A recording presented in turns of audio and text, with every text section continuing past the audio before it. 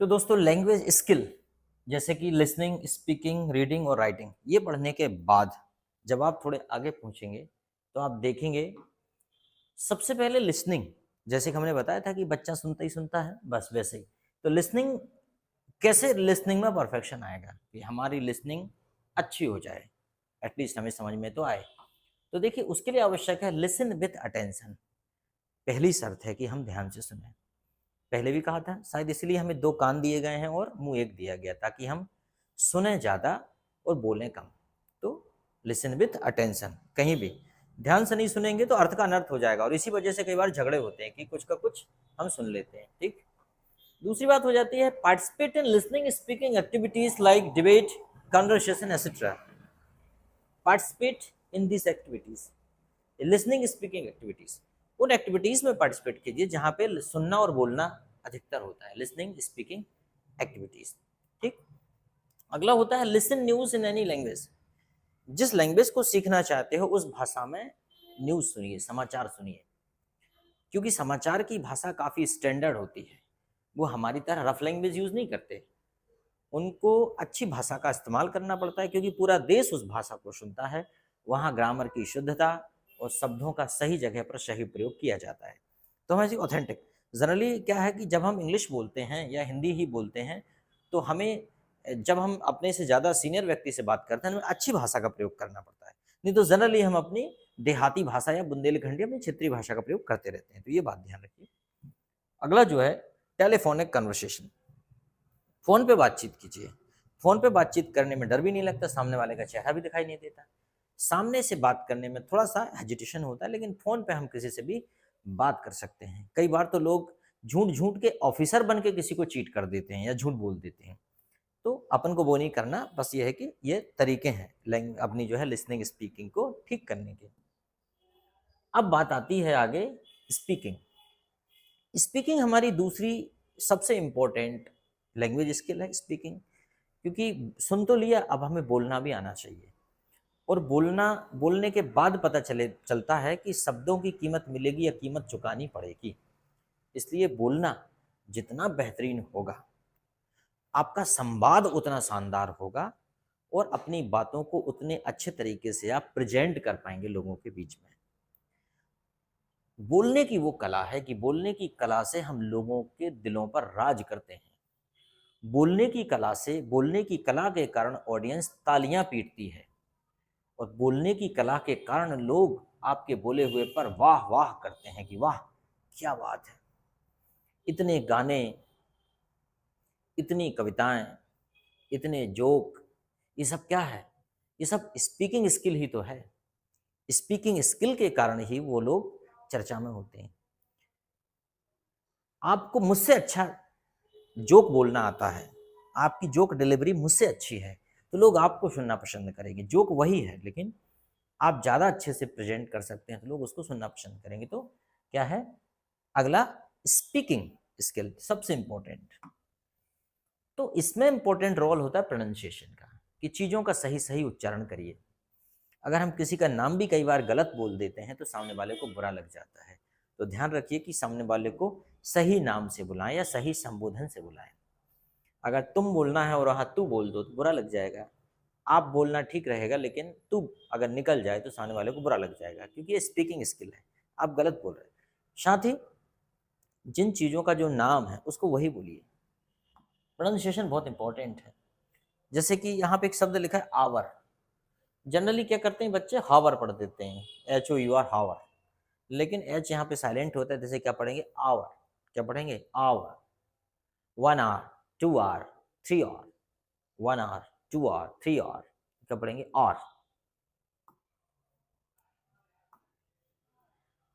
जैसे हम बोलते हैं तुम कैसे हो, तो हम क्या बोलेंगे? How you. हाउ यू, ऐसा नहीं बोलेंगे हाउ आर यू। हम जब आर पीछे आता है तो उसको थोड़ा सा साइलेंट करते हैं। हाउ यू, तुम कैसे हो? How you. जैसे कि यहाँ पे एक शब्द दिया है we are in the market. We are in the market, हम बाजार में हैं। We are in the market, तो क्या बोलेंगे? We are in the market. अब कुछ लोग इसी को वेयर बोलते हैं। ये जो वर है कुछ लोग इसको क्या बोल देते हैं, बेयर इसको, जबकि इसको बोला जाता है बर।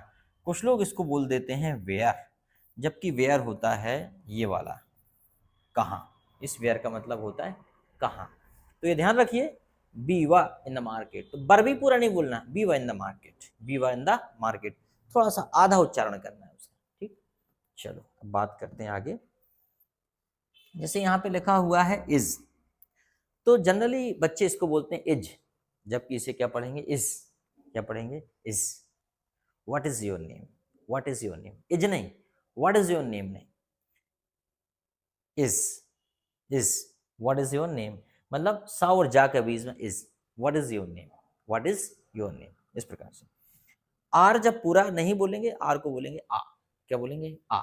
जैसे कि हाउ आर यू, ठीक है, how are you, you are fine, you are good, you are good man, you are good man, इस प्रकार से you are a good man, you are good man, you are a good man, थोड़ा सा बोलना है, पूरा भी नहीं। फिर उसके बाद आता है हमारा थैंक यू। थैंक यू को थोड़ा सा शॉर्ट, थोड़ा सा थैंक यू उच्चारण करते हैं इसका। जब मैंने डिक्शनरी में देखा तो थैंक यू का उच्चारण वो करते हैं थैंक यू। कंप्यूटर में देखा मैंने, थैंक यू तो बोलते हैं थैंक यू, थैंक यू, मतलब बिल्कुल भी एफ नहीं बोलना, थैंक नहीं बोलना, बिल्कुल भी नहीं बोलना, थैंक यू, हल्का सा थैंक यू। तो थैंक यू क्या बोलेंगे, थैंक यू, नहीं तो जनरली लोग बोल देते thank you, thank you, no, thank you, thank you, thank you, thank you, thank you, thank you very much, thank you very much, thank you very much. टा और फा को थोड़ा सा बीच में मिला के बोलना है। Our, honourable, honourable, honourable,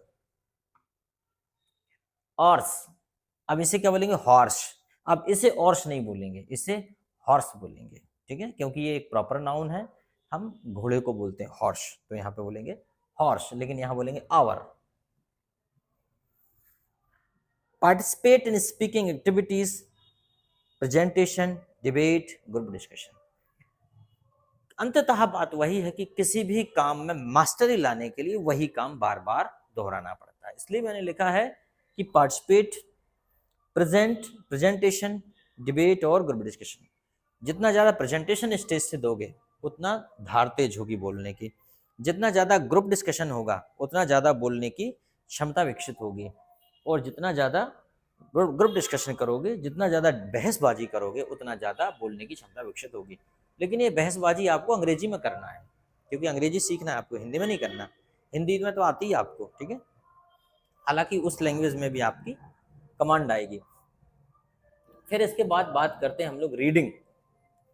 reading, अक्सर आपने देखा होगा कि जब आप किसी शब्द, अनजान शब्द को पहली बार पढ़ते हैं तो पढ़ने में भी गलती कर देते हैं। जैसे कि उदाहरण के तौर पे कोई शब्द अगर आपके सामने लिखा है, एक शब्द आपके सामने लिखा है, ये शब्द लिखा है आपके सामने, मान लो एक शब्द लिखा है आपके सामने, दो शब्द लिखे हैं ये। तो पहली बार जब मैंने इस शब्द को पढ़ा था तो मैंने इसे पढ़ा था इनर्टिया, लेकिन यह है इनर्सिया। एक बच्चे ने पूछा कि सर नटूरे का मतलब क्या होता है।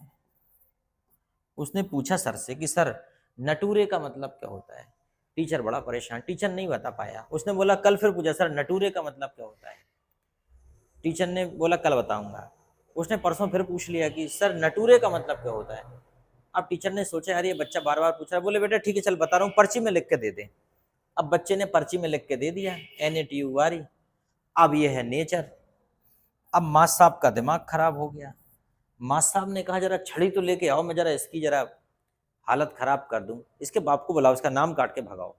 4 दिन से नटूरे नटूरे बोल रहा है, वो नेचर है। अब वो बच्चा बोलता है कि सर प्लीज मेरे पापा को मत बुलाओ, मेरा नाम भी मत काटो, मेरा फटूरे खराब हो जाएगा। टीचर ने कहा है फटूरे खराब हो जाएगा, पर्ची में लिख के दे। क्या है? फिर बच्चे ने कहा सर ये है, मेरा फटूरे खराब हो जाएगा। बोले नालायक, ये फ्यूचर है। तो जनरली होता क्या है कि नहीं आता पढ़ना तो फिर ये समस्या आती है। इसलिए क्या रीडिंग आना बहुत जरूरी है। इनर्शिया, नोन, इसे क्या बोलेंगे? Known, known, unknown, known. बोलते ना अननोन पर्सन, नोन पर्सन, जिस व्यक्ति को जानते हैं उसे क्या बोलेंगे? Known person, unknown person. तो ये याद रखिएगा कि ये हमें आना चाहिए, तभी तो हम आगे बढ़ पाएंगे। तो ये जो वीडियो सेशन है बेसिक ऑफ इंग्लिश, इसे देखिए, इसमें मैंने सब चीज़ें बड़ी अच्छे से डिज़ाइन की हैं, और जो सीख रहे हैं अभी उनके लिए तो ये रामबाण है। रोज एक वीडियो आ जाएगा आपके लिए, कोशिश रहेगी तो आप उसे देखिएगा, और भी हमारी जो वीडियो चल रही है वो भी चलती रहेंगी, ये भी चलेगी साथ में, ठीक है। उनके लिए जो बिल्कुल बेसिक से अंग्रेजी सीखना चाहते हैं, जैसे एक अक्षर यहाँ पे दिया है पढ़ने में, निमोनिया, एक शब्द है, इसे क्या पढ़ेंगे, निमोनिया। अब देखेंगे इसमें पी साइलेंट रहता है, कैसा रहता है, पी साइलेंट रहता है। ये हम यहाँ से पढ़ते हैं निमोनिया, निमोनिया पढ़ेंगे ऐसा, निमोनिया। नहीं तो पता चला कि बच्चे पी निमोनिया पढ़ते हैं इसको, है ना। फिर उसके बाद बात करें एक्नॉलेजमेंट, एक्नॉलेजमेंट, एक्नॉलेजमेंट। तो देखो एक्नॉलेजमेंट, एक्नॉलेजमेंट, सी तो दिया है लेकिन के साइलेंट है, एक्नॉलेजमेंट, एक्नॉलेजमेंट। देखो दो सिलेबल है एक्नॉलेजमेंट, यहाँ से पढ़ दिया एक, एक, और यहाँ से पढ़ दिया नॉलेजमेंट, ये के को छोड़ ही दिया बेचारे को, ऐसा ही है रीडिंग। फिर है बात करते हैं बुके, बुके। अब देखो लिखा तो बुकेट है, बुक्यूट, लेकिन है वास्तव में क्या, बुके। बुके मतलब क्या होता है, गुलदस्ता, जानते होगे गुलदस्ता, खूब अच्छे से जानते होगे गुलदस्ता। इस प्रकार का रहता है ना, फूल लगे रहते हैं उसमें, बहुत सारे ऐसे ऐसे फूल लगा देते हैं, ऐसे ऐसे बना देते हैं, और फिर आप किसी को देने जाते हैं गुलदस्ता, ठीक है, पकड़ा देते हैं गुलदस्ता, बुके। तो ये हो गया, ठीक है। अब देखिए क्यू यू ई यू ई, क्यू, अगर ये शब्द आपने पहले नहीं पढ़ा तो मुझे विश्वास है कि आप नहीं पढ़ पाएंगे। क्यू, क्यू मतलब होता है पंक्ति, अपन कहते हैं ना किसी से स्टैंड इन अ क्यू, पंक्ति में खड़े हो जाओ, स्टैंड इन अ क्यू, पंक्ति में खड़े। पर देखिए और आगे निट, निट मतलब होता है क्या, बुनना, कोई भी चीज को निट, लेकिन निट से पढ़ते हैं, के साइलेंट कर देते हैं। इनर्सिया, इनर्शिया, है ना, इनर्शिया एक शब्द है, साइंस का शब्द है इनर्शिया, ठीक है। इनर्शिया एक प्रकार का जड़त्व होता है, लॉ ऑफ इनर्शिया, जड़त्व का नियम, मतलब कोई भी वस्तु अपनी स्थिति में रहती है, अपनी अवस्था में, तो उसको इनर्शिया बोलते हैं, ठीक है। तो इसी के साथ साथ अगला है कॉस्ट, कॉस्ट, कॉस्ट। अब देखो सी है ये, सी, अब कॉस्ट क्यों लिखा, क्योंकि यहाँ सी का मतलब का है और यहाँ सी का मतलब सा है, इसलिए लिखा है कि ये जब भी बनेगा, जब नहीं तो आपको यहाँ पे पढ़ दोगे आप सास्ट, सॉस्ट, और यहाँ पढ़ दोगे आप किटी, लेकिन नहीं, यहाँ होगा कॉस्ट और यहाँ होगा सिटी, ठीक है। चलो अब जैसे एक शब्द ऊपर दिया, ये देखिए HIERARCHY, HIERARCY, इसे क्या पढ़ेंगे, कोई बताएगा, इसे पढ़ेंगे हेरारकी, क्या पढ़ेंगे, हेरारकी, इसे पढ़ेंगे हेरारकी, हेरारकी, मैंने ऐसा लिख दिया सरल शब्दों में, हेरारकी, इसे पढ़ेंगे हेरारकी। हेरारकी मतलब क्या होता है, हेरारकी, हेरारकी मतलब होता है पेड़ नुमा संरचना, हेरारकी। जैसे आपने देखा होगा कि आपके दादाजी सबसे ऊपर होते हैं, दादा दादी एक लाइन में, उनके नीचे दादा दादी के बच्चे, मतलब आपके पापा चाचा बड़े पापा ये हो जाएंगे, और उसके नीचे उनके बच्चे। अगर हम डायग्राम बनाए ऐसा कुछ ऐसा, तो उसे हेरारकी बोलेंगे, इस स्ट्रक्चर को क्या बोलेंगे, हेरारकी। जैसे कि गवर्नमेंट व्यवस्था में आपने देखा होगा जब सब जगह हेरारकी होती है, मान लो जिले का अधिकारी कलेक्टर होता है, कलेक्टर के नीचे फिर छोटे छोटे अधिकारी होते हैं, और फिर और छोटे, फिर और छोटे, तो ये हेरारकी बोलेंगे, उसी को बोलते हैं हेरारकी। तो इसे क्या पढ़ेंगे, HIERARCHY। अब देखो इसमें CH बाय है, उसके बाद भी इसे क्या पढ़ेंगे, की,